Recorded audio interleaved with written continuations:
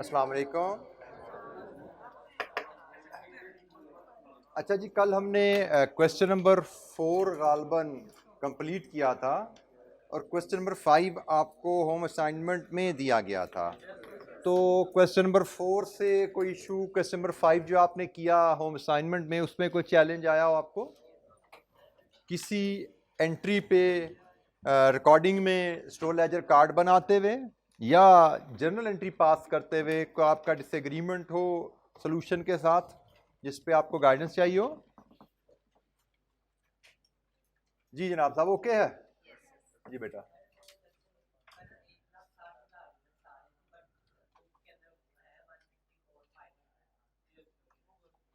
एक मिनट, अभी देख लेते हैं। आप कह रहे हैं क्वेश्चन नंबर 5 की बात कर रहे हैं हम, ठीक है। क्वेश्चन नंबर 5 में आप किस डेट, किस नंबर पॉइंट की बात कर रहे हैं? लास्ट पे जो आंसर आ रहा है उस पर टोटल गलत हो गया, आप कह रहे हैं। स्टोर लेजर कार्ड बनाते हुए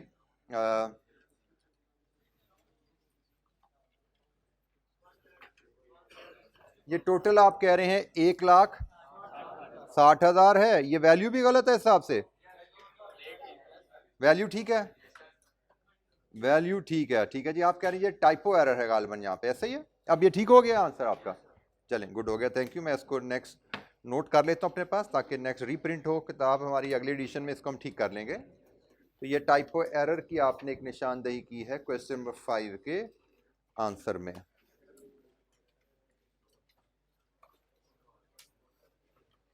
जी जनाब, एनी क्वेश्चन, कोई और सवाल किसी बच्चे के ज़हन में, कोई दिक्कत?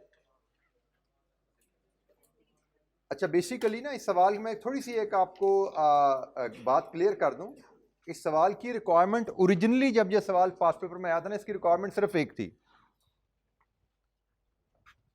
सिर्फ ये रिक्वायरमेंट थी इसकी सवाल में। लेकिन मैंने ये रिक्वायरमेंट सिर्फ आपकी आसानी के लिए डाल दी, आपको पता हो भाई पहले जो पिछले साल से, ताकि बिल्कुल लाइन हो जाए। स्टोर लेजर कार्ड पहले बनता है, फिर जर्नल एंट्रीज पास होती हैं। हमसे सिर्फ ये भी मांगा जाएगा ना, तो स्टोर लेजर कार्ड बनाए बगैर हम ये जर्नल एंट्रीज बना नहीं सकते, ठीक है। ये मैंने सिर्फ इसलिए आपको एलेबोरेट कर दिया।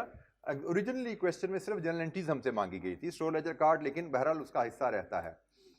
अच्छा जी, अब थोड़ा सा एक स्टेप आगे चलते हैं और क्वेश्चन नंबर 6 देखते हैं। क्वेश्चन नंबर 6 ऑटम 21 में भी क्वेश्चन नंबर 6 ही था। इसके दो पार्ट्स हैं जी। पार्ट ए के नंबर कहीं मिसिंग है, टाइप नहीं हुए शायद यहाँ पे। Identify any four situation, identify any four situation under which the cost of inventories may exceed its NRV। किन चार सूरत हालों में इन्वेंट्री की कॉस्ट जो है वो NRV से ज्यादा होगी? इन अदर वर्ड्स, किन चार कंडीशंस में NRV कम होगी? कॉस्ट ज्यादा होगी या NRV कम होगी, एक ही बात है। अच्छा, यहाँ पे ना एक बेटा, मैं जब सवाल आया तो आपको मैं तवज्जो दिला दूं, ये बार बार मैं जिक्र करता रहा कहूँगा। हमारे पेपर में ना थ्योरी के नंबर बड़े लिमिटेड से होते हैं। 100 नंबर का पेपर होगा तो 100 में से कोई 5-7 number, generally on average 5-7 number की थ्योरी आती है।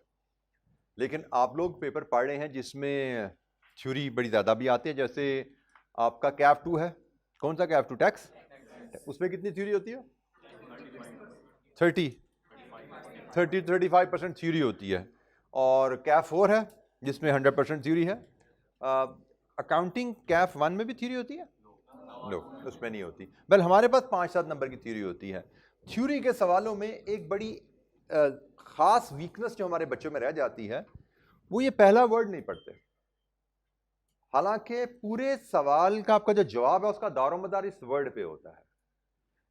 किसी भी थ्योरी के सवाल के रिक्वायरमेंट समझनी हो तो उसके दो हिस्से होते हैं। एक, किसके बारे में लिखना है और क्या लिखना है, दो चीजें होती हैं। हम सिर्फ एक चीज पिक करते हैं, किसके बारे में लिखना है। क्या लिखना है ये पिक नहीं करते। जैसे यही सवाल हो सकता था, explain any four differences, any four situation, discuss any four situation, ठीक है। यह है आइडेंटिफाई।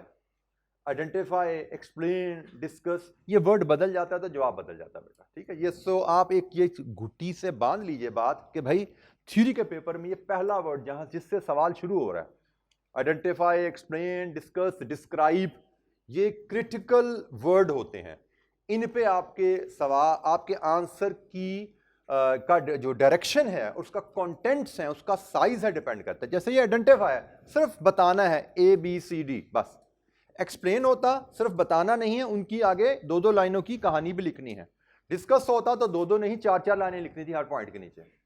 यहां पे हमने सिर्फ 4 पॉइंट बताने हैं, मे बी 4 अल्फाज में हो जाए या 6 अल्फाज में हो जाए, सिर्फ हमने आइडेंटिफाई करना है। जैसे अब हम बात करें 4 सिचुएशन जहां पे कॉस्ट ज्यादा होगी या NRV कम होगी।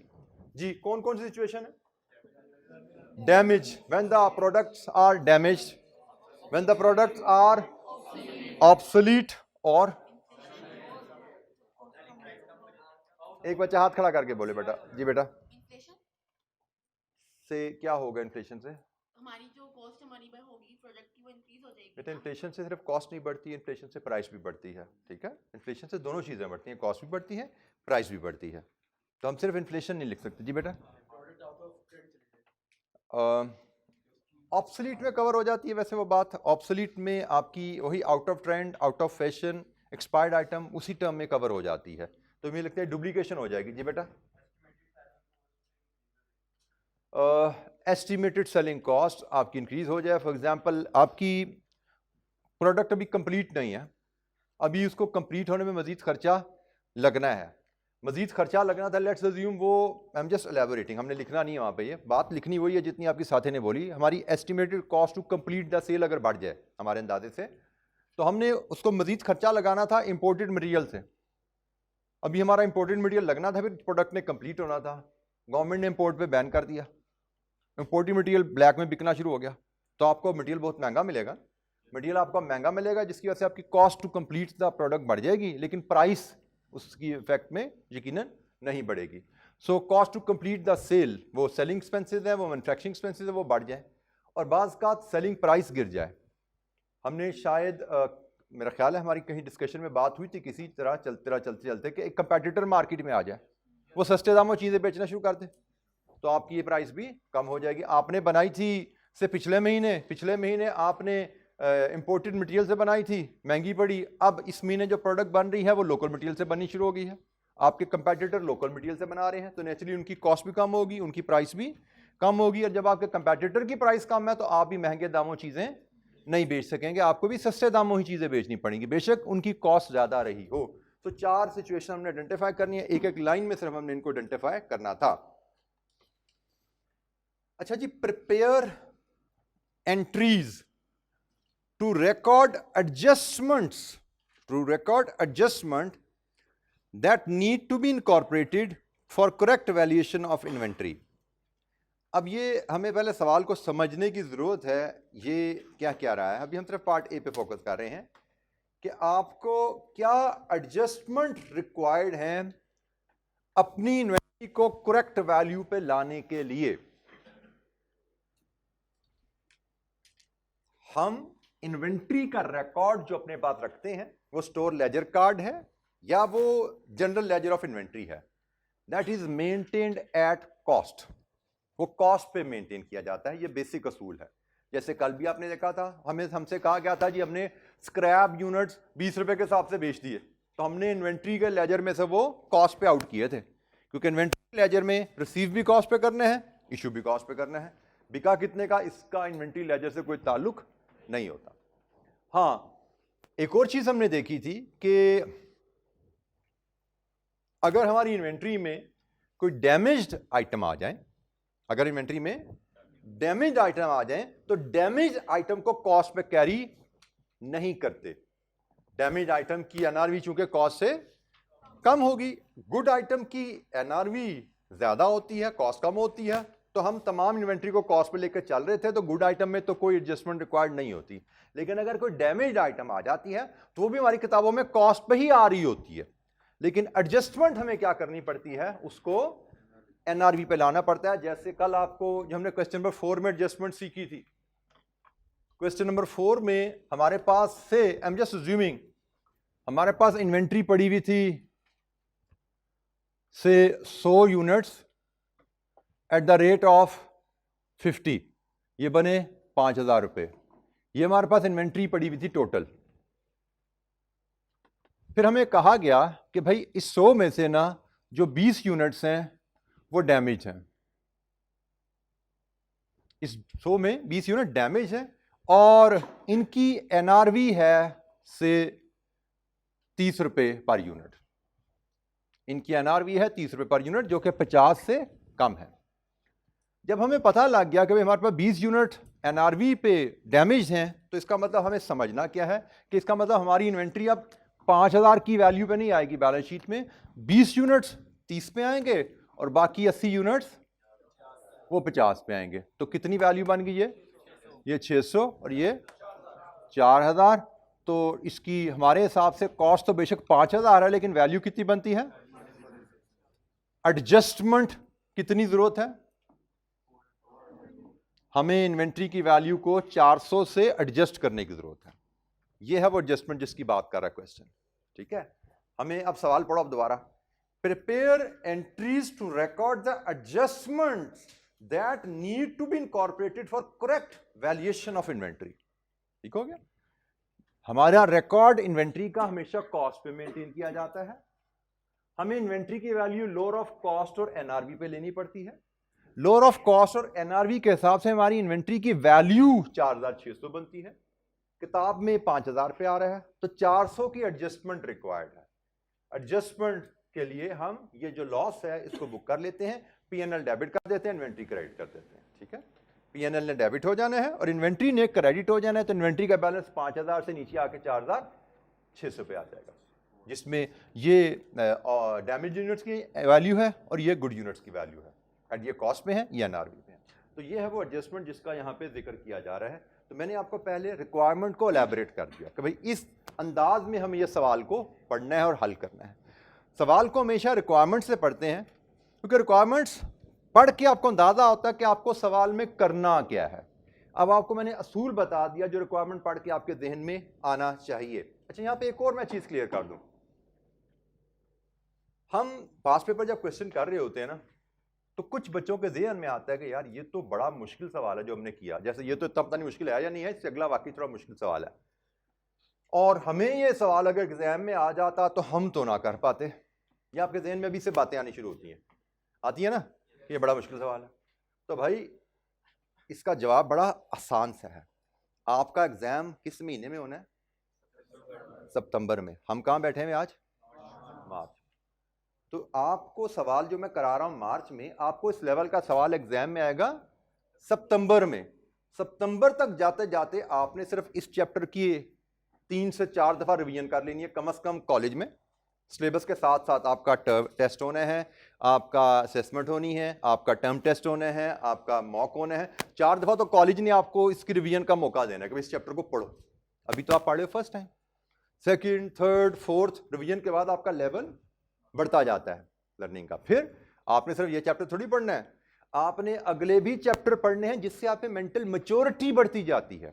आप मैच्योर हो जाते हो सब्जेक्ट के बारे में, क्योंकि नए नए सब्जेक्ट नए नए चैप्टर पढ़ोगे इस टॉपिक इस सब्जेक्ट से, तो वो नए नए चैप्टर आपके जहन को और थोड़ा ग्रो करते जाते हैं। जैसे जैसे आप एडवांस लेवल चीजें डिस्कशन करते जाते हो आहिस्ता आहिस्ता, वैसे वैसे आप जहनी ताकत आपकी बढ़ती जाती है चीजों को समझने की। एक तो रिवीजन हो रही है पिछली, और एक अगले टॉपिक भी पढ़ते जा रहे हो, तो जहन आपका ग्रो करता जाता है, मैच्योर होता जाता है। तो ये क्वेश्चन जो आज आप कर रहे हो मुश्किल लगेगा, लेकिन आज से 2 महीने बाद 3 महीने बाद इसी लेवल का सवाल करोगे, आपको बहुत रिलेटिवली आसान लगेगा। और यही लेवल का सवाल आज से 6 महीने बाद करोगे एग्जाम से 2 दिन पहले, तो आपको बहुत ज्यादा आसान लग रहा होगा। इसी लेवल का सवाल, ये वाला सवाल नहीं, इसी लेवल का सवाल आपको बहुत आसान लग रहा होगा। तो सवाल को आपके सामने आए, उसकी मुश्किल से घबराना नहीं है यार ये बड़ा मुश्किल है, मेरा ये तो पेपर ही बड़ा मुश्किल होने वाला है, ऐसा नहीं होने वाला।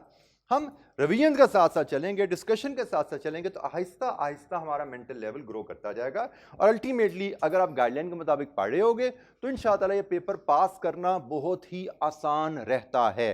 पेपर, बल्कि मैं तो कहता हूँ सीए का कोई भी पेपर पास कर रहा हो, पास करना बहुत आसान होता है, प्रोवाइडेड आप गाइडलाइन के मुताबिक पढ़ो और एग्जामिनेशन के 3 घंटे 15 मिनट जैसे आपको कहा जाए, जैसे गाइड किया जाए वैसे गुजारो, क्योंकि ये बहुत अहम चीज है। अच्छा जी, असूल समझ आ गया जी हमें? इस असूल में तो हमें कोई दिक्कत नहीं है, इसी असूल पे ये सवाल हमने जी इसका करना है। अब हम सवाल पढ़ते हैं और फिर डिस्कस करते हैं इस सवाल पे ये असूल कैसे लगाएंगे। Orange Limited manufactures 4 products. Information related to its inventory of each product for the year ended 30th June 2021 is as follows. साल गुजर चुका है, हमें 4 आइटम्स ऑफ इन्वेंट्री, 4 प्रोडक्ट्स जो हैं उनकी डिटेल दी गई है, A B C and D. Detail में हमें क्लोजिंग इन्वेंट्री के यूनिट्स दिए गए हैं, cost per unit using weighted average method, cost per unit हमें निकाल के दे दी गई है, हमें कॉस्ट पर यूनिट कैलकुलेट नहीं करनी, हमें बता दी गई है। Retail price per unit inclusive of 10% sales tax. Sale tax का मतलब पता है ना भाई क्या होता है? इसमें 10% का सेल टैक्स शामिल है। Variable selling cost per unit, defective units included in the closing inventory, इस इन्वेंट्री में डिफेक्टिव यूनिट्स जो शामिल हैं वो कितने हैं। Rework cost per defective units, defective units को दुरुस्त करने पे कितना खर्चा लगेगा। Additional information during physical inventory count of product C, a discrepancy of 900 completed units was observed. 900 unit की डिस्क्रिपेंसी आई, फर्क आया फिजिकल यूनिट्स की कैलकुलेशन करते हुए सी में। On investigation it was found that 5600 units supplied to a customer were erroneously recorded as 6500। हमने बेचे थे 5600 यूनिट लेकिन लिख दिए गलती से हमने 6500। ये फिजिकल इन्वेंट्री में हमें फर्क पता लगा, हमारा रिकॉर्ड 5000 कह रहा था, फिजिकल इन्वेंट्री में 900 ज्यादा नजर आई। 900 ज्यादा या कम नजर आए? 900 कम नजर आए, क्योंकि हमने 6500 लिख दिया हुआ था ना, 900 में कम नजर आए, तो हमें इसमें फिजिकल में इसका मतलब ज्यादा नजर आए कम नजर आए? ज्यादा नजर आए भाई, हमें ज्यादा नजर आए। हमने स्टॉक से निकाले थे 5600, स्टॉक से निकाले थे 5600, किताब में कितने लिख दिए? 6500। किताब में 6500 माइनस कर दी, तो किताब में कम हो गए ना, किताब में 900 यूनिट्स कम हो गए, क्योंकि यहाँ पे हमने 6500 माइनस कर दिए, हालांकि भेजे थे हमने स्टोर से निकाले थे 5600, तो यहाँ पे 5600 की जगह हमने 6500 माइनस कर दिए, जिसका मतलब ये बैलेंस हमारा कम हो गया। रिकॉर्ड किताब में कम है, फिजिकल में ज्यादा पड़ा हुआ है। ये एक एरर भी उसने बता दी। The defective units can be sold in the market at 60% of the current retail price without incurring any rework and selling cost. Due to decrease in raw material prices, the product similar to B and D offered by the competitor are available in the market at a discount of 15 and 20% respectively of OL's current retail price. OLs would have to adjust its sale price accordingly. अच्छा, अब ज़रा सवाल एक बार फिर पढ़िए और ज़रा खाका इसका जहन में लाने की कोशिश कीजिए, सवाल को हमें कैसे हैंडल करना है। एडजस्टमेंट्स हमें बनानी है, और पार्ट सेकंड भी साथ पढ़ लो। Determine the adjusted value of inventory as at 30 June. 30 जून को इन्वेंट्री की वैल्यू क्या है ये भी बतानी है। एक बार रीड थ्रू कर लीजिए इस कहानी को, फिर इसका हल करना शुरू करते हैं।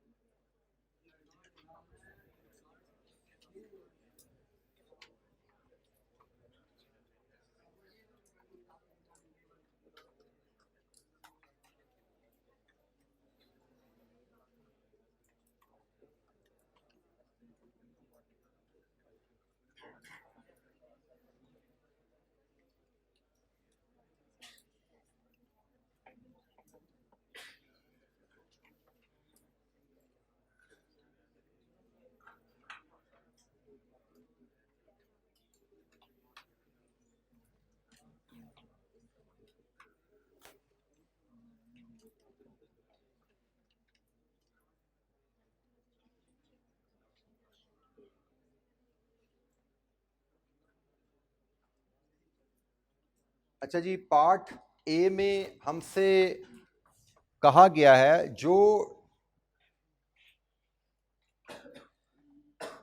एडजस्टमेंट रिक्वायर्ड हैं उनकी एंट्री बनाइए, और एडजस्टमेंट हमारी आएगी कॉस्ट और एनआरवी के डिफरेंस से, कि किताबें हमारी कॉस्ट पे मेंटेन होती हैं, एनआरवी अगर किसी इन्वेंट्री की कॉस्ट से कम होगी तो हमें उसकी वैल्यू को एडजस्ट करना पड़ेगा। जो जिस आइटम की कॉस्ट ज्यादा है, कॉस्ट कम है, एनआरवी ज्यादा, वहां पे एडजस्टमेंट रिक्वायर्ड नहीं है। अच्छा, हमें पार्ट बी में उसने वैल्यू कहा है, वैल्यू भी बताओ। तो भाई अगर मैं पहले पार्ट बी कर लूं जिसमें मैं वैल्यू निकाल लूं और वैल्यू का कंपैरिजन मैं कॉस्ट से कर लूंगा तो मेरी एडजस्टमेंट की वैल्यूज खुद ब खुद निकल आएंगी और मैं इसकी एंट्री पास कर दूंगा। तो पहले मैं पार्ट 2 करता हूं, फिर मैं पार्ट 1 करता हूं, उसके बाद मैं वर्किंग साथ जोड़ लूंगा। अच्छा, यहाँ पे ना बेटा सवाल की प्लानिंग के बारे में फिजिकल क्वेश्चन करते हुए मैंने एक चीज आपको समझाई थी, हर सवाल का हर पार्ट अलहदा पेज पे होता है और वर्किंग्स अलहदा पेज पे होती हैं। ऐसा नहीं कि सवाल के जवाब ऊपर से शुरू किया और जवाब के नीचे वर्किंग करनी शुरू कर दी, वर्किंग हमेशा अलहदा पेज पे होंगी। अब जैसे मेरा इस सवाल में, मुझे जो इस सवाल की प्लानिंग समझ आ रही है कि पहले मैं एक पेज रखूंगा पार्ट 2 के लिए, दूसरा पेज रखूंगा मैं पार्ट 1 के लिए, और तीसरा पेज से मैं वर्किंग शुरू करूंगा। ठीक है, अब मैं हर सवाल को इस अंदाज में आपके सामने प्रेजेंट नहीं किया करूंगा, लेकिन मैं आपको गाइडलाइन बता रहा हूं। जैसे बिल्कुल इसी अंदाज में एक गाइडलाइन के मुताबिक मैं यहां पे अपने बोर्ड को 3 सफ़ों में बांटता हूं। मैं रिपीट कर रहा हूं, हर दफा मैं ऐसे नहीं कर पाऊंगा क्योंकि मेरे लिए बोर्ड की स्पेस को एफिशिएंटली यूज करना जरूरी होता है। एग्जाम में आपके लिए पेपर को एफिशिएंटली यूज करना जरूरी नहीं है, पेपर खाली बचता है तो आपने छोड़ देना है। यहां पे मेरे सपोज 3 हिस्से हैं, सफ़े, मैंने 3 सफ़े मार्क किए क्वेश्चन के लिए, page number 1, page number 2 and then 3।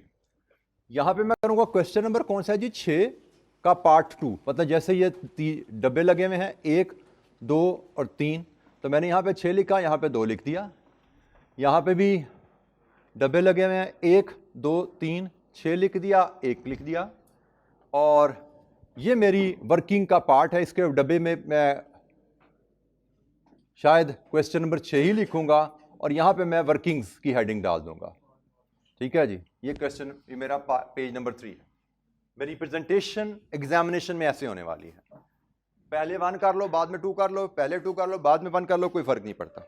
मैंने अपनी सहूलत से, जैसे कल भी हमने ऐसे किया था ना, क्वेश्चन नंबर 4 में पहले पार्ट बी कर लिया था, फिर पार्ट 1 किया था, तो हमने अपनी सहूलत से क्वेश्चन को समझ के करना है। तो जनाब अब हम क्वेश्चन नंबर 6 का पार्ट 2 पहले करते हैं। पार्ट 2 की वर्किंग हमारी कैसे रहेगी? मैं सबसे पहले ए के यूनिट्स देखता हूं। एक यूनिट्स हैं जी 15,000, लेकिन इसमें से 2400 डैमेज हैं, तो इसका मतलब मुझे ए के यूनिट्स के 2 हिस्से कर देने चाहिए, गुड एंड डैमेज्ड यूनिट्स। कितने यूनिट्स ए के गुड हैं? हर बच्चा फॉलो करता जाए। टोटल 15,000 यूनिट्स में से 2400 डैमेज हैं, तो बाकी बचे 12600। 12600 मेरे गुड यूनिट्स हैं, गुड यूनिट्स हैं मेरे 12600 और डैमेज यूनिट्स हैं 2400। फिर मैं आता हूं बी पे। बी में भी गुड यूनिट्स भी हैं और डैमेज यूनिट्स भी हैं। बी के गुड यूनिट्स कितने हैं? 25,000 टोटल हैं, इसमें से डैमेज निकाल दो 4,000। डैमेज या डिफेक्टिव उसने यूज किया, एक ही बात है, 21,000 गुड हो गए। अच्छा, सी में तो सिर्फ गुड यूनिट्स ही हैं, कितने जी? 5,900। 5,000 लिखे हुए उसने, लेकिन उसने नीचे में पॉइंट नंबर 1 में बता दिया ना 900 की गलती हुई है, तो मैं यहां पे लिखूंगा 5,900। और डी के भी गुड यूनिट्स हैं मेरे पास 8,000।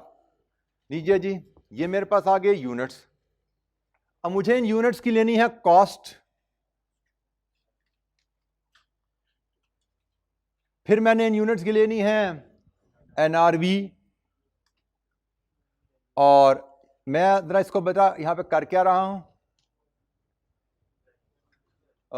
यहां पे मैं ले आता हूं लोअर, और इसके बाद हम एडजस्टमेंट की वैल्यू कैलकुलेट कर लेते हैं। तो अब इसमें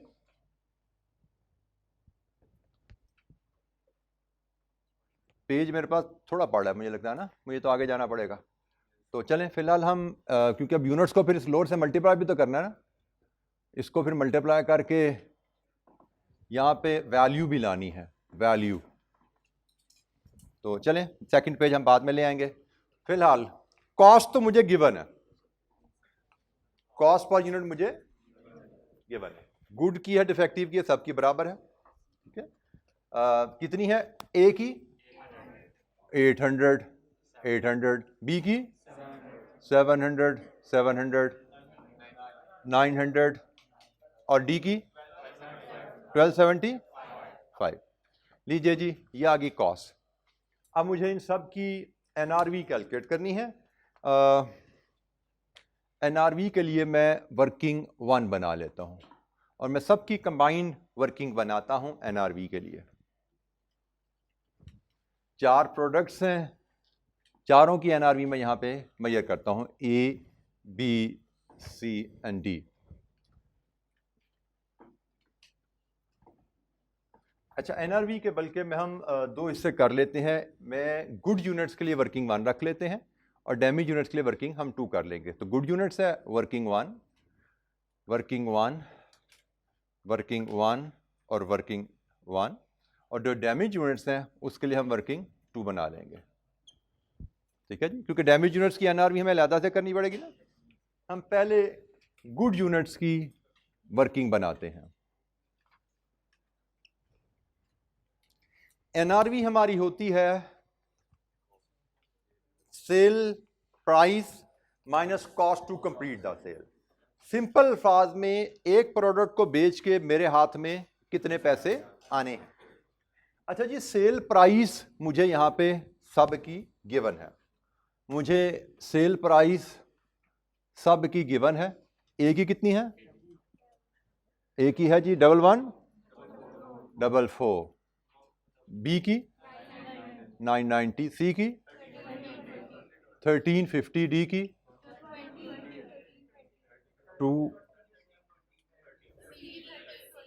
1320, और ये जी 1980। ये सेल प्राइस है, but this is not NRV. NRV होती है बेच के मेरी जेब में कितना पैसा आएगा। लेट्स स्टार्ट विद ए। अगर मैं ए 1144 की प्राइस पे बेचता हूं, क्या ये सारा पैसा मेरी जेब में आएगा? क्या कटौतियां होंगी इसमें से? एक सेल टैक्स, ये मुझे गवर्नमेंट को देना है, और दूसरा वेरिएबल सेलिंग कॉस्ट। और ख्याल रखना है, don't forget B and D की कहानी, जिसमें प्राइसेस रिवाइज हो चुकी हैं मार्केट में, हमें वो एडजस्टमेंट भी करनी पड़ेगी। तो फिलहाल ए की मैं बात करूं पहले सिर्फ, तो ए में मुझे सेल टैक्स भी लेस करने हैं और मुझे वेरिएबल सेलिंग कॉस्ट भी लेस करनी है। सिर्फ मैं एक ही बात करूं तो सेल टैक्स क्या है, अगर ये वैल्यू Z है तो जनाब इसमें सेल टैक्स कितना शामिल है? 10%। क्या करूं, सिंपल 10% ले लूं उसका?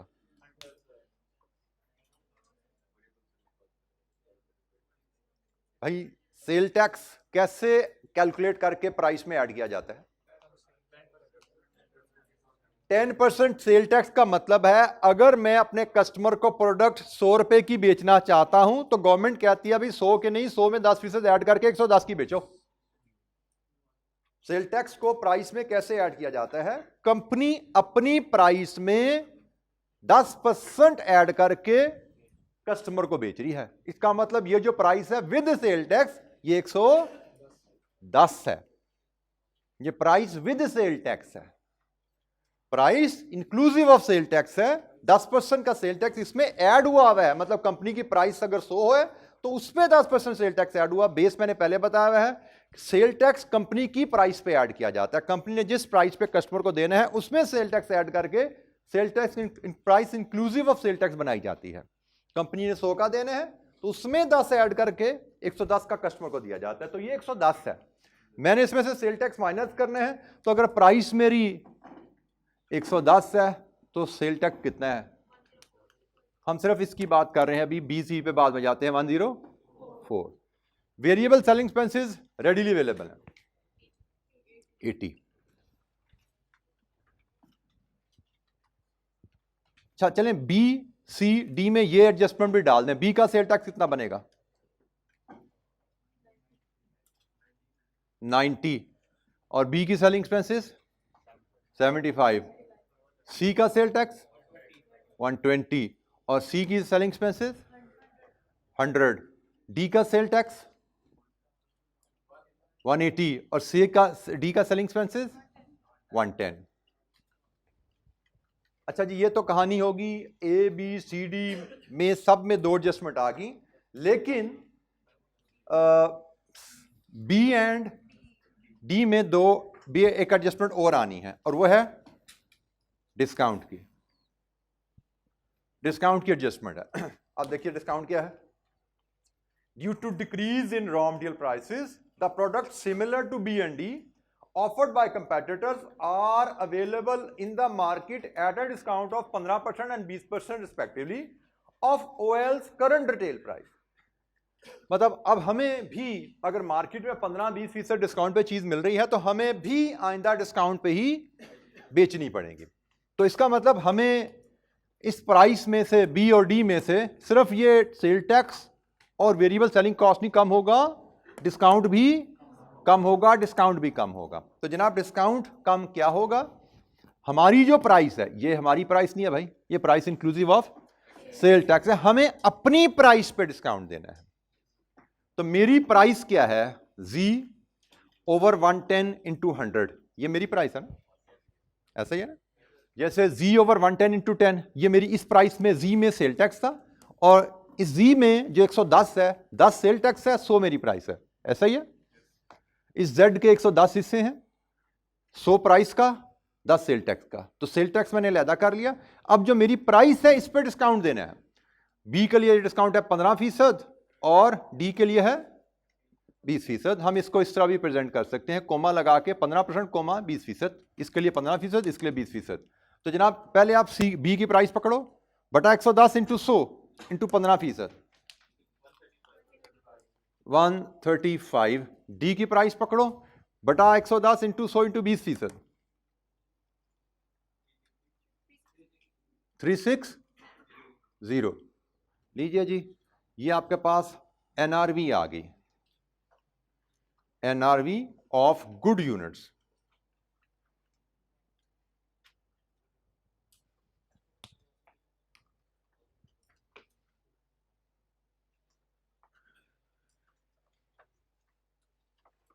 ए की NRV क्या जी?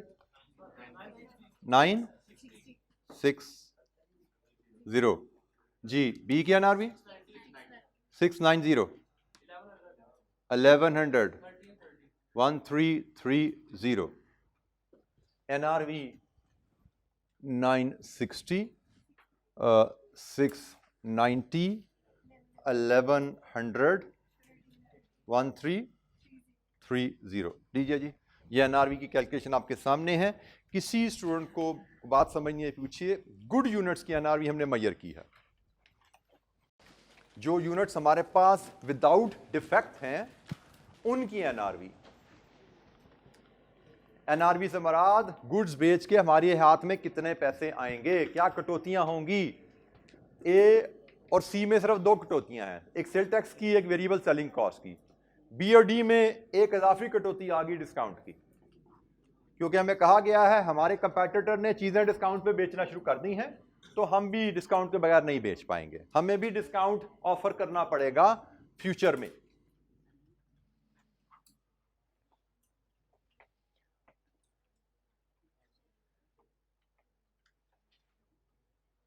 लोअर ऑफ कॉस्ट और एनआरवी।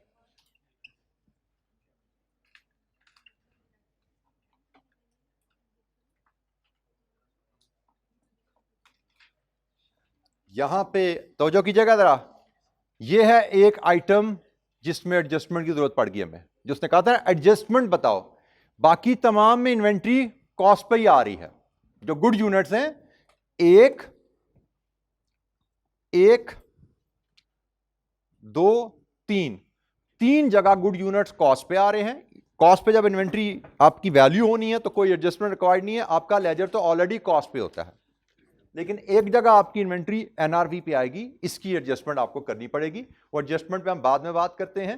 अब हमें सिर्फ इससे मल्टीप्लाई करके वैल्यू निकालनी है। बताइए जरा वैल्यू रुपीज इन मिलियन में कर देते हैं जी। 10.08 मिलियन। ये रुपीज हैं, ये भी रुपीज हैं, ये भी रुपीज हैं जी। ये रुपीज इन मिलियन आ गई जी। यहां पे बोलिए 690 इंटू 21,000 14.49 जी।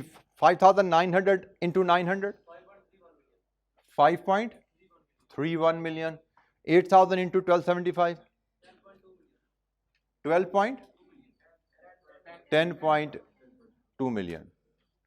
लीजिए जी, ये हमारे पास इन्वेंट्री की वैल्यू गुड यूनिट्स की आ गई।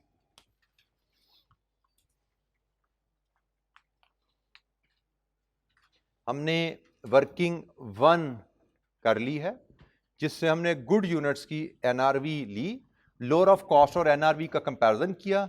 जो लोअर वैल्यू थी उसको हम आगे ले आए हैं। एडजस्टमेंट की बात हम बाद में करेंगे, पहले हम वैल्यूएशन इन्वेंट्री कर लें, फिर एडजस्टमेंट को हम डिस्कस कर लेंगे बाद में।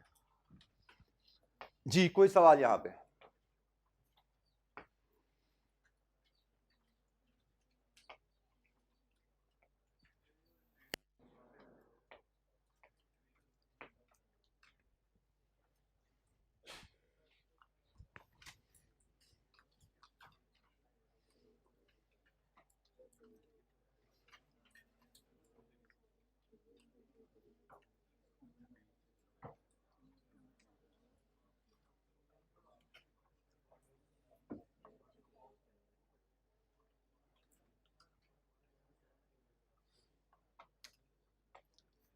अच्छा जी, अब हम डिफेक्टिव यूनिट्स की बात करें तो डिफेक्टिव यूनिट्स सिर्फ ए और बी के हैं। ए और बी के लिए हमें डिफेक्टिव यूनिट्स की एनआरवी निकालनी है। डिफेक्टिव यूनिट्स के रेफरेंस से उसने दो बातें हमें बताई हुई हैं। एक, rework cost per defective units. Rework cost से मुराद होता है डिफेक्टिव यूनिट्स को दुरुस्त करने का खर्चा, कि भाई ये नुक्स है इनमें, इनका नुक्स दूर करना है, इनको गुड यूनिट्स बनाना है, तो कितना खर्चा लगेगा। तो ये भाई वो खर्चा आ गया। और एक और उसने बात यहां पे भी की है कि defective units can be sold in the market at 60% of current retail price without incurring rework and selling expenses. दूसरी ऑप्शन क्या है कि आप रीवर्क ना करो, ना सेलिंग का खर्चा लगाओ, बगैर किसी खर्चे के 60% ऑफ प्राइस पे बेच दो। ये केस आ गया 2 एनआरवी का। और 2 एनआरवी हो तो हम क्या करते हैं, हायर एनआरवी को सिलेक्ट करते हैं। ए और बी दोनों में हमारी 2 एनआरवी आएंगी, और हम देखेंगे इनमें जो हायर एनआरवी है हम उसको सिलेक्ट करके चलेंगे। अच्छा जी, तो अब हम वर्किंग 2 बनाते हैं डैमेज यूनिट्स की एनआरवी के लिए। गुड यूनिट से हम डील कर लिया, डैमेज यूनिट्स के लिए बात करेंगे और इसमें हम सिर्फ बात करेंगे ए और बी की। जी मैम आपने एक बात करनी थी। नेक्स्ट वेंसडे हमारी असेसमेंट है, तो नेक्स्ट वेंसडे में हमारे मैम यही 2 चैप्टर जो हमने पढ़े हैं, चैप्टर 1 और 2 यही हो पाएंगे। ठीक है, हम तीसरा शुरू तो कर देंगे बट वो कंप्लीट नहीं होगा, इसलिए हम उसको असेसमेंट में नहीं लेंगे। डैमेज यूनिट्स,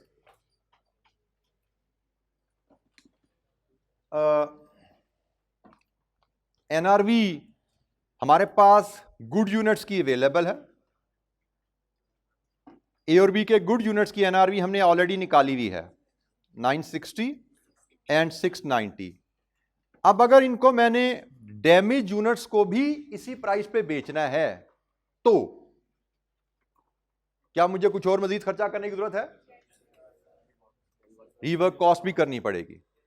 अगर डैमेज यूनिट्स को भी मैंने फुल प्राइस पे बेचने हैं तो मुझे रीवर्क कॉस्ट भी करनी पड़ेगी, मुझे रीवर्क कॉस्ट इसमें से लेस करनी है।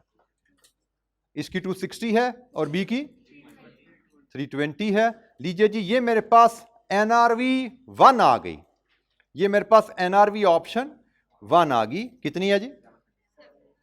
700 और ये कितनी है? 370। ये एनआरवी ऑप्शन नंबर 1 आ गई कि भाई मैं इनको रीवर्क करके पूरी कीमत पे बेचूं। ये पूरी कीमत पे बेच के पैसे आ रहे थे ना मेरे पास, ये गुड यूनिट्स को पूरी कीमत पे बेच के पैसे आ रहे थे, लेकिन डैमेज यूनिट्स को पूरी कीमत पे बेच रहे हैं तो ये मजीद खर्चा करना पड़ेगा। नेट मेरी जेब में इतना आना है, डैमेज यूनिट्स को ठीक करके पूरी कीमत पे बेचूंगा, नेट इतना पैसा आना है। लेकिन दूसरी ऑप्शन भी है, 60% of current retail price NRV 2।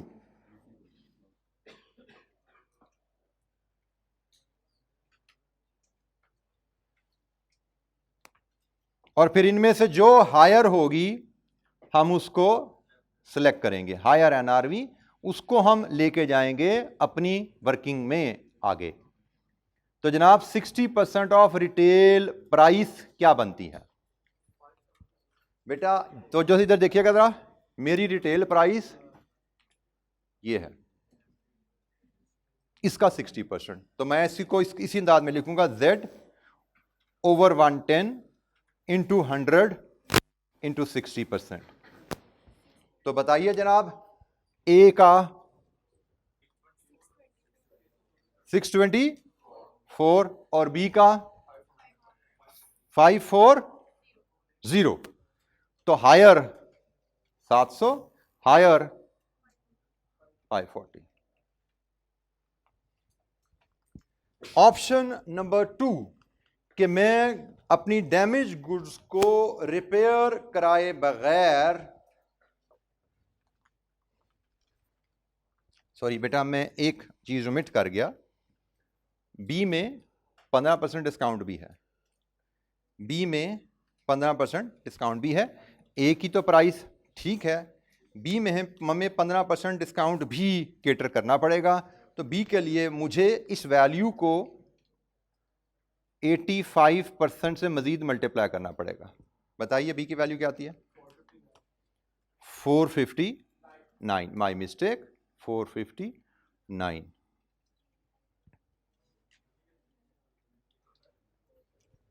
ए की कैलकुलेशन, ए की प्राइस मेरी रिटेल की 60% ये रहेगी, लेकिन बी की रिटेल प्राइस में 15% की कमी है ना, तो उसके लिए मुझे उसको 85% से फर्दर मल्टीप्लाई करना है।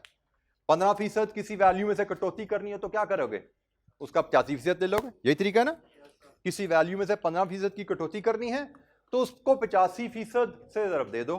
तो बी के लिए मुझे 85% से इजाफी ज़रब देनी पड़ी, Z ओवर 110 इंटू 100 किया और 85% से इजाफी ज़रब दे दी।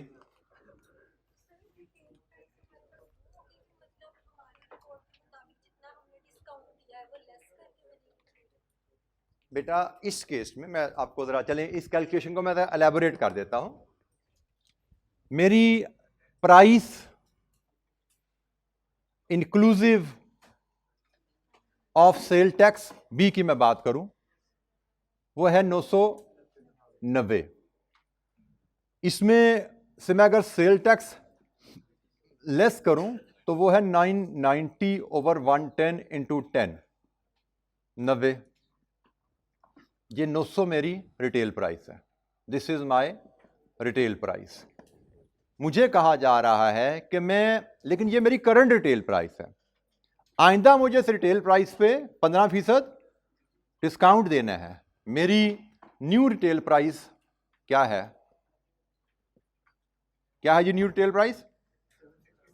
765। और मुझे कहा गया है कि मैं डैमेज यूनिट्स को इसके 60% पे बेच सकता हूं। मेरी NRV 2 459। ये कैलकुलेशन आप ऐसे देखना चाहो ऐसे देख लो, ठीक है। मैंने इसको स्मार्टली ऐसे प्रेजेंट कर दिया, बट द कॉन्सेप्ट जो है वो ये है। ये मेरी price inclusive of sale tax है, ये इसमें से सेल टैक्स निकाल दो, ये मेरी रिटेल प्राइस है। This is my retail price, जो मेरी कंपनी की प्राइस है। मेरी कंपनी की प्राइस ये है, जिसमें 10% सेल टैक्स के साथ मेरी price inclusive of sale tax ये आ रही है। रिटेल प्राइस में आइंदा, ये मेरी पिछले साल की है, आइंदा मुझे इस पर 15% डिस्काउंट देना है। इसका मतलब आइंदा मेरी रिटेल प्राइस 765 होने वाली है, लेकिन डैमेज प्रोडक्ट में 60% ऑफ रिटेल प्राइस पे बेच सकता हूं। इसका मतलब मुझे 765 का 60 459, ये मेरी NRV नंबर 2 है। और हायर ऑफ द टू, इनमें से जो NRV हायर है वो मैंने सिलेक्ट कर ली। इधर ये हायर है, इधर ये हायर है, ये मेरी NRVs आ गई। ए में मेरी NRV 700 है और बी में NRV 459 है। लोअर ऑफ कॉस्ट और NRV डैमेज यूनिट्स में 700, कॉस्ट और NRV 459।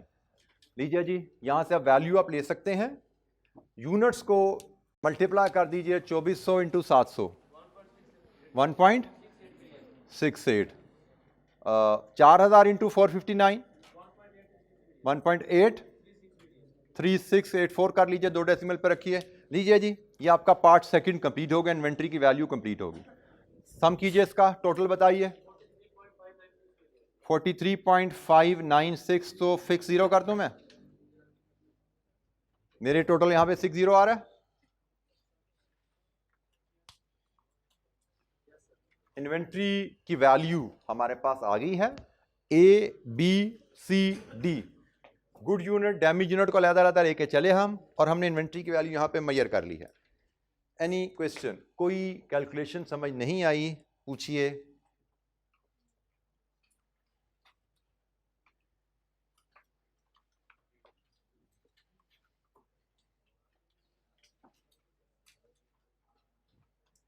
अच्छा, चैप्टर के रिवीजन का एक और तरीका आपको ध्यान में रखना है कि कुछ तो टफ क्वेश्चन मैं क्लास में डिस्कस कर लेता हूं, कुछ टफ क्वेश्चन आपके सामने रिवीजन के दौरान भी सामने आ सकते हैं। हमने चैप्टर को एक दफ़ा थोड़ी पढ़ना होता है। मैंने जैसे कहा, ये चैप्टर हमने कोई 4-5 दफ़ा रिवाइज करना होता है एग्जाम में पहुंचने से पहले, तो इसलिए ज़रूरी नहीं होता कि आप सारे सवाल पहली रिवीजन के साथ ही करने बैठ जाओ। आई स्ट्रांगली रिकमेंडेड प्रैक्टिस है कि जब पहली रिवीजन करो, पहली रिवीजन में जो क्वेश्चन आपको पढ़ने में आसान लगे, समझ आते जाए, करते जाओ। जो क्वेश्चन मुश्किल लगे उनको ना करो, उनको टिक ना करो, भाई ये मैंने नहीं किया, आउटस्टैंडिंग अभी है। उनको आज से 5 दिन बाद, 10 दिन बाद सेकंड रिवीजन करोगे, फिर कोशिश कर लेना। उनमें से कुछ क्वेश्चन सेकंड रिवीजन के साथ आपको समझ आ जाएंगे, फिर जो रह गए वो थर्ड रिवीजन के साथ कर लेना, ठीक है। तो हमने ऐसा नहीं होना चाहिए कि एक ही साथ बैठे और सारे सवाल आंसर शीट देख देख के सारे सवाल एक हाथ से गुजार दिए। हमने आंसर देख के सवालों को नहीं समझना, हमने खुद अपनी समझ से सवाल करने की कोशिश, स्किल हासिल करनी है, क्योंकि यही स्किल हमें एग्जाम में पास कराएगी। क्योंकि एग्जाम में नए सवाल आने हैं, और नए सवाल में कौन सी स्किल चाहिए? अनसीन क्वेश्चन को पढ़ना, समझना और हल करना, यह स्किल चाहिए। तो यह स्किल जवाब देख देख के नहीं आती। जवाब देख देख के तो आपको सवालों के जवाब याद हो जाते हैं, हमने जवाबों को याद नहीं करना, हमने खुद अपने दिमाग से जवाब बनाना सीखना है। तो पहली सिटिंग में आपके से 10 सवाल हैं, 10 में से 2 कर पाते हो, कोई बात नहीं, 8 छोड़ दो। नेक्स्ट रिवीजन करोगे 5-7-10 दिन बाद, 2-3 सवाल और हो जाएंगे, कोई बात नहीं। फिर अच्छा टर्म टेस्ट की बारी आएगी, 3-4 सवाल और कर लेना। फाइनल रिवीजन में बाकी जो 2 बच जाएंगे वो भी कर लेना, ठीक है। सो इस तरह चलना है, और हमने पहली सिटिंग में सारे सवाल करने की कोशिश नहीं करनी। जी जनाब, पार्ट सेकंड हमारा कंप्लीट है। 43.6 हमारी इन्वेंट्री की वैल्यू आती है। एनी क्वेश्चन, किसी बच्चे को कोई दिक्कत, किसी कैलकुलेशन में बेटा कोई बात समझ नहीं आई, पूछ लीजिए। यहां पे हमने कोई नया असूल डिस्कस नहीं किया, सारी चीजें आपने पहले पढ़ी हुई थी, सिर्फ उन असूलों को यहां पे कंबाइन करके टेस्ट कर लिया गया। जैसे सेल टैक्स का कॉन्सेप्ट इसमें डाल दिया यहां पे, ये आपने पहले अपनी किसी ना किसी स्टडी में पढ़ा हुआ है आपने, ठीक है। फिर एनआरवी 1-2 की बात, ये हम ऑलरेडी इसी चैप्टर में डिस्कस करके आए हैं कि एक आइटम की एक से ज्यादा एनआरवी भी हो सकती है, तो हमने बात की हुई है जहां पे एक आइटम की एक से ज्यादा एनआरवी है, हायर एनआरवी को लेकर चलेंगे। अच्छा जी, अब आ जाइए एडजस्टमेंट्स के ऊपर, जो पार्ट हमारा 1, प्रिपेयर एडजस्टमेंट। एडजस्टमेंट हमें क्या क्या डालनी है? हमें एडजस्टमेंट यहां पे 2 एडजस्टमेंट तो डालनी है भाई, ये वाली 2 एडजस्टमेंट तो डालनी है, ये वाली, क्योंकि मैंने आपको क्या समझाया, हमारी किताबों में तमाम इन्वेंट्री आइटम कॉस्ट पे वैल्यू हुई हुई है। सॉरी, 3 एडजस्टमेंट हमारी किताबों में तमाम आइटम्स कॉस्ट पे वैल्यू हुई हुई हैं। हमारी किताबों में तमाम आइटम कॉस्ट पे वैल्यू हुई हुई है, और जो आइटम हम एनआरवी पे लेना चाहते हैं उसकी वैल्यू को हमें एडजस्ट करना पड़ेगा। जैसे 2400 यूनिट्स हमें किताबों में 800 पे आ रहे हैं, हमें 700 पे लेके जाना है। ये 21,000 यूनिट्स किताबों में 700 पे आ रहे हैं, हमें 690 पे लेके जाना है। ये 4,000 यूनिट्स किताबों में 7,000 पे आ रहे हैं, हमें 459 पे लेके जाना है। तो ये हमारी 3 एडजस्टमेंट तो इन्वेंट्री वैल्यू की आ रही हैं। और इसकी एडजस्टमेंट का तरीका हमने क्या सीखा हुआ है? Debit PNL, credit inventory, credit inventory. बिल्कुल ठीक हो गया जी। तो हम इन 3 को मैं पहले अगर इसी के नीचे कंबाइन यहीं पे प्रेजेंट कर दूं, मैंने आपको फॉर्मेट तो बता दिया कि हमने क्वेश्चन नंबर 6 और पार्ट 1 मैंने पीएनएल को चार्ज करनी है जी, प्रॉफिट एंड लॉस अकाउंट को चार्ज करनी है, और ये मेरी एनआरवी एडजस्टमेंट है। क्रेडिट कहां कहां जाएगा? इन्वेंट्री ए डैमेज्ड, इन्वेंट्री बी ये गुड यूनिट्स हैं, और तीसरी है जी इन्वेंट्री बी डैमेज्ड।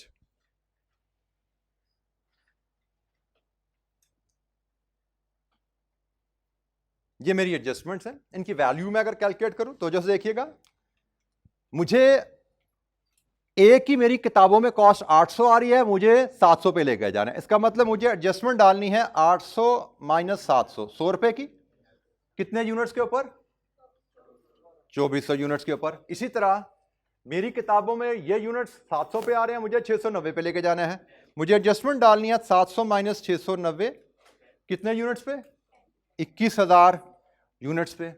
और यहां पे मेरी किताबों में आ रहे हैं 700 पे, मुझे 459 पे लेके जाना है। 700 माइनस 459 और कितने यूनिट्स पे? 4,000 यूनिट्स पे। अच्छा जी, यहां पे हम डेबिट और क्रेडिट वैल्यूज लाते हैं, तो मुझे क्रेडिट वैल्यूज आप जरा बता दीजिए क्या आ रही हैं यहां से? ये हम रुपीज में ले रहे हैं, ये वैल्यूज हम रुपीज में ले रहे हैं। पहली वैल्यू 2,40,000, 2,10,000, 9,64,000, और इन सबको सम कर लीजिए, ये पीएनएल में डेबिट जाना है। इन सबको सम कीजिए, 1 2 3 40,000 लीजिए जी, ये मेरी 14,000, ये मेरी एंट्री कंप्लीट होगी। लेकिन एक एंट्री और भी यहां पे रिक्वायर्ड है भाई। यहां पे इन एंट्री की अंडरस्टैंडिंग में कोई दिक्कत, हमारी तमाम आइटम्स हमारी किताबों में कॉस्ट पे आ रही हैं। हमने वैल्यूएशन जब की तो हमें पता लगा 3 आइटम हमारी एनआरवी पे जानी चाहिए। तो जो आइटम्स हमने कॉस्ट से एनआरवी पे लेके जानी है उनकी हमने एडजस्टमेंट पास कर दी कि ये हमें कॉस्ट से एनआरवी पे ले जाने के लिए P&L डेबिट किया एक्सपेंस, और ये तमाम इन्वेंट्री की वैल्यूज एडजस्ट कर दी। एक एंट्री हमारी रह गई है और भाई, और वो एंट्री है ये 900 यूनिट्स की गलती की। हमारी किताबों में कितने यूनिट्स आ रहे हैं? ये 5000 यूनिट 900 पे हमारी किताबों में आ रहे हैं, लेकिन हमारी किताबों में 5900 यूनिट 900 पे आने चाहिए। ऐसा ही है ना? हमें हमारी किताबों में 5000 यूनिट्स 900 रुपए के हिसाब से आ रहे हैं, 900 रुपए कॉस्ट पर यूनिट है इसकी, लेकिन वो आने चाहिए 5900 यूनिट्स 900 के हिसाब से।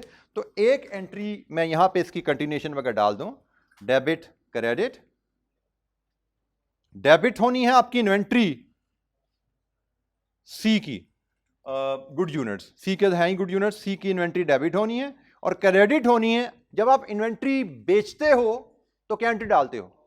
Cost of sale debit, inventory credit. तब ये रिवर्स हो रही है ना, कॉस्ट ऑफ सेल्स। और कितनी वैल्यू से?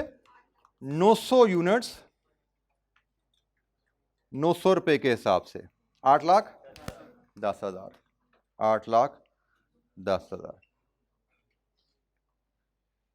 लीजिए जी, ये हमारी एंट्रीज कंप्लीट होगी। अच्छा, जर्नल एंट्रीज में एग्जामिनर जैसे मैंने यहां पे एक ही एंट्री कंबाइन कर दी, एग्जामिनर इसको 2 स्टेप्स में भी लिख सकता है, 2 या 3 हिस्सों में भी लिख सकता है, उससे कोई वरी नहीं करना। एग्जामिनर कंपोजिट एंट्री डाल दे, जैसे मैंने कंपोजिट एंट्री डाल दी। कभी एग्जामिनर कंपोजिट एंट्री दे देता है, कभी अलग-अलग एंट्री देता है, ए की अलग, बी की अलग, सी की अलग कर देता है, तो कोई फर्क नहीं पड़ता भाई। Debit P&L credit A, debit P&L credit B, debit P&L credit B, ऐसे कर दे, या इकट्ठी जिसमें मैंने कर दी, एक स्टेप में सब कर दिया पूरा, एक ही बात है, कोई फर्क नहीं पड़ता ऐसे, ठीक है। तो ये हमारी इन्वेंट्री की वैल्यूएशन की एडजस्टमेंट है, ये हमारी एरर की एडजस्टमेंट है। जी, एनी क्वेश्चन? जी बेटा यहां पे मैं एक जुमला मैं बार बार बोला है, मैं फिर बोल रहा हूं कि हमारी किताब में तमाम कॉस्ट, साल जब खत्म होता है हमारी किताब में तमाम इन्वेंट्री कॉस्ट पे आ रही होती है, तमाम इन्वेंट्री मेरी किताबों में कॉस्ट पे आ रही है।